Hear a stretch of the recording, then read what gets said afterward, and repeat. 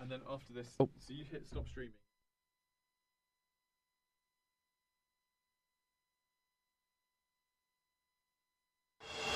Across the South Coast, live from Solent University, you're listening to Solent Sports News. Good afternoon, it's 3 o'clock. I'm Ben Lester and these are your Solent Sports News headlines. Following another loss this weekend, Southampton sit rock bottom. New boss Ivan Juric has had a far from inspiring start to life as manager, but with the championship now inevitable, should he stay in charge? Bo Brown reports. And Bournemouth here have beaten Southampton by 3-1. They are already making light work of Southampton here. And it is absolutely all over here at St Mary's now.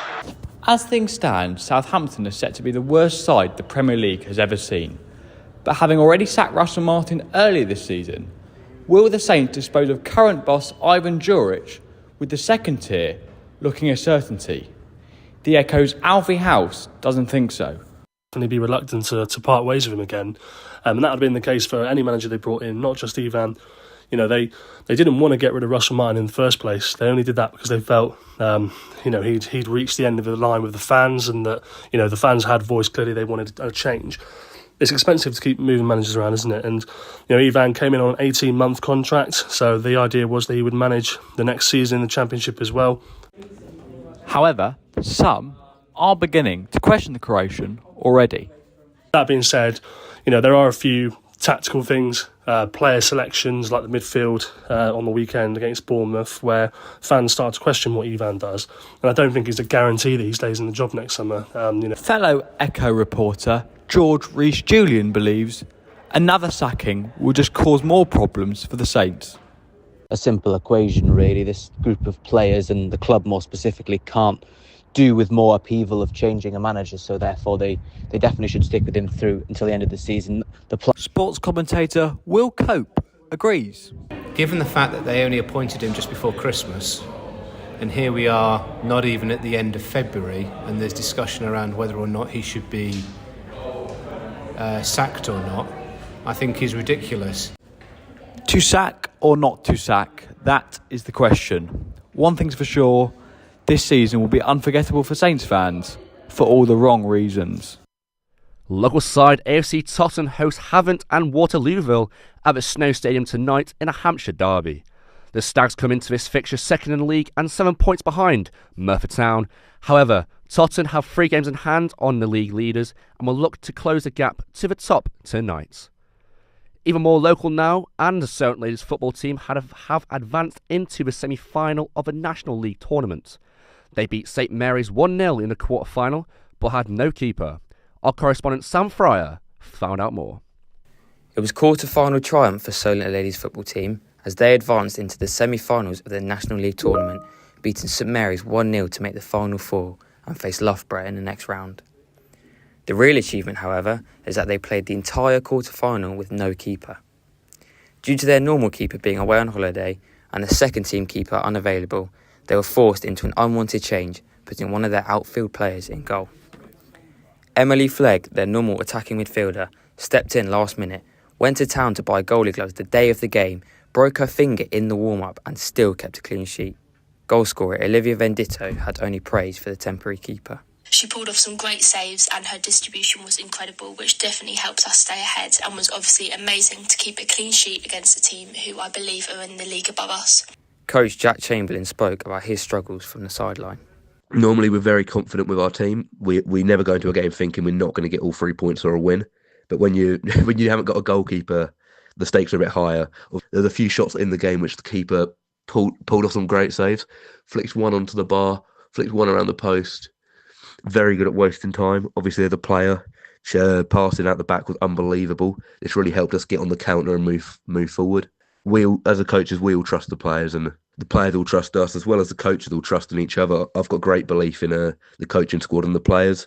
And to get to the semi-final is a phenomenal achievement for the players and as well as the coaches. Winger Tilly Gibbons said that the girls had to stick together. Obviously we found out that we didn't have a goalie. It was stressful and it was unfortunate that the second goalie was unavailable at that time. So that just made us so much more determined to beat the team, and we had a really great game plan in that we were all working together defensively and attackingly as a complete unit. Sam Fryer, Solent Sports News. Solent and Bournemouth University have officially cancelled Varsity 2025. Shay Lucas reports.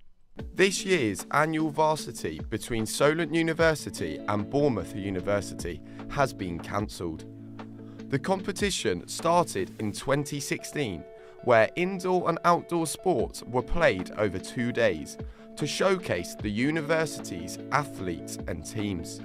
Despite Solent University taking part in a record 36 fixtures across a range of sports at Chapelgate Sports Park in Bournemouth last year, both universities have respectively pulled out. Gemma Moss, who plays for Solent women's basketball team, expressed how varsity is a big part of university life and one of the best things about Solent, which has now sadly been taken away from her and her team. Get it that they're putting a festival in place, but I think varsity is such a big thing for university, especially if you do sport, and that's the thing that I think a lot of sports students sign up to do is varsity.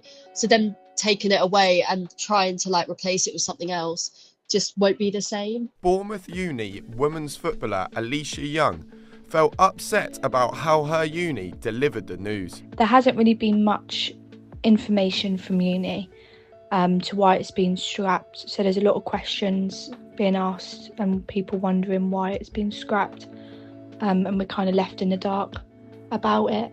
But it was a really great event, and I think it's a shame that something that brings the uni together has been scrapped. Bournemouth University footballer Harley Hunt was also disappointed. So this is my first year playing uni football as I joined the teams in second year.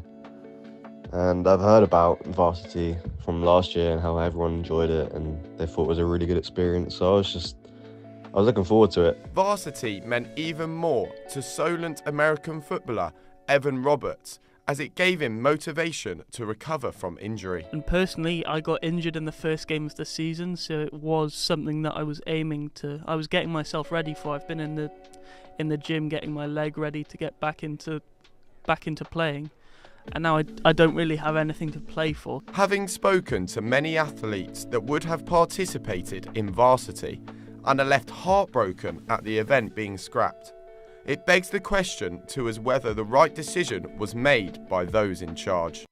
The Champions League resumes tonight with the second legs of the playoff rounds. Bayern face Celtic, Atalanta host Club Brugge, Feyenoord visit AC Milan, and Benfica play Monaco. The winners of each tie will qualify for the round of 16, where they will face a team that achieved qualification through the top 8 of the league phase. Try and open the scoring, and Michael Olise rifles one in. Mick once more, Harry Kane 2-0. Steve Young gets it done. 2009. Celtic travel to Munich tonight in hopes of overturning a 2-1 defeat after the loss in Glasgow, with Brendan Rodgers urging his side to play without fear ahead of a second leg to reach the round of 16.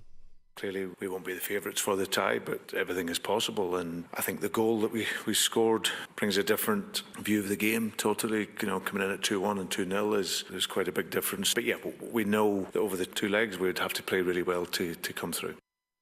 The International Cricket Council Champions Trophy returns for the first time since 2017.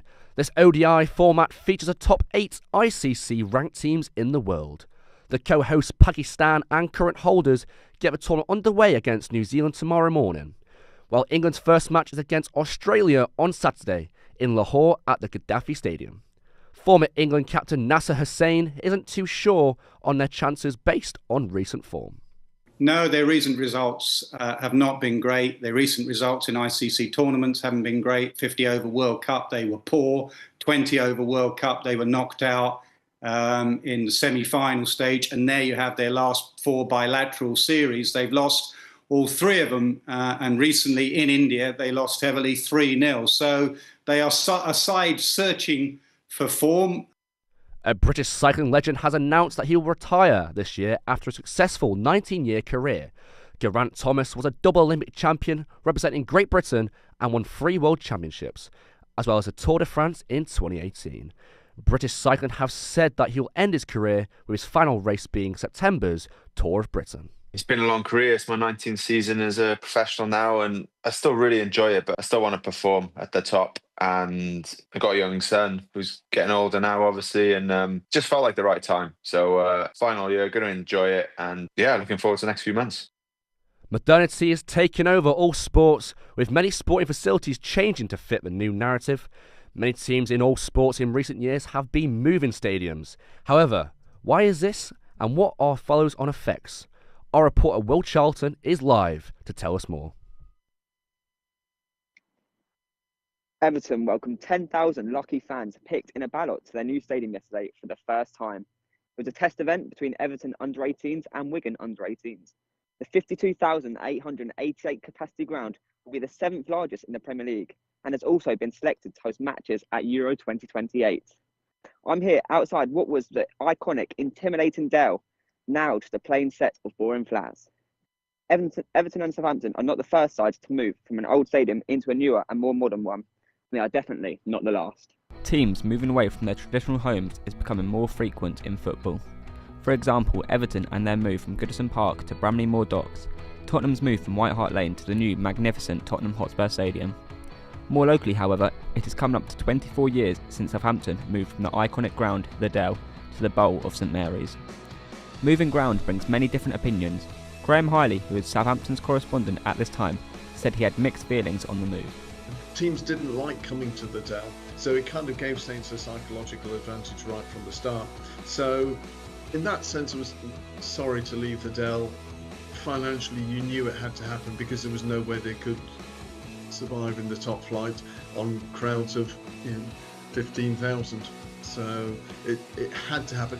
Form is hard to transfer when moving from your home for many years, something Southampton struggled with, as well as many other sides. It wasn't an easy transition. It wasn't until, if I recall, November, it was about the 24th of November, that they finally won a home game. While some local businesses are left behind with these big change of locations, some businesses are given the chance to thrive, one being Yates Pub, located in the centre of Southampton, now being the designated away pub for all travelling fans. Despite not willing to give a voice, a Yates Pub bartender gave a statement reading, "The increase in customers since the move away from the Dell was one we were not prepared for in the early months. The sudden influx of fans coming for the game was immense. However, after the game, there was unexpectedly a huge boost in customers. We have had times where the pub has been vandalised and days we wish Saints still played at the Dell. However, the financial boost has been such a help to us." Fans are the heart of the clubs, however they have no say in these decisions. Brian Minns is one of the fans who has followed the Saints from the Dell to St Mary's. As tough as it was moving from the Dell, because it was a great little stadium, it got so difficult to get a ticket because there was only 15,000 people allowed in there, so it was really hard to get a ticket. So getting to a new stadium was amazing, easier to get a ticket. The facilities were so much better in the new stadium. With many positives and negatives coming from these modern stadiums, who will be the next to move from their iconic stadium? Will Charlton, Solent Sports News.